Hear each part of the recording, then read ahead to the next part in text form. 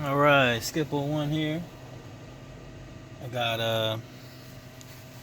got two dynamic audio 750 watt subs. Hit up Die Win Precision Car Audio, Terrytown, Louisiana. I think it's Terrytown, but you can check them out on Facebook. And I got the Tar Amps MD 8000.1, and I'm gonna try to burp them, see what they do. Try to go full tilt. I don't know. Let's see what happens. But try to watch my voltage though. I don't want to blow nothing here. Oh, shout out to Demo Dan. I think it's Demo Dan. Yeah, it's Demo Dan. For the sweet bass mode.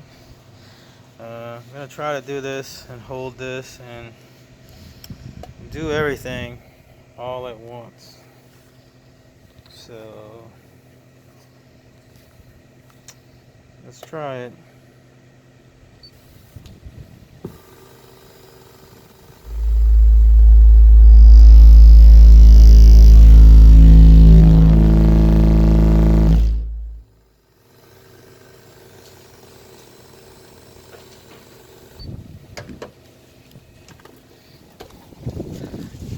Right.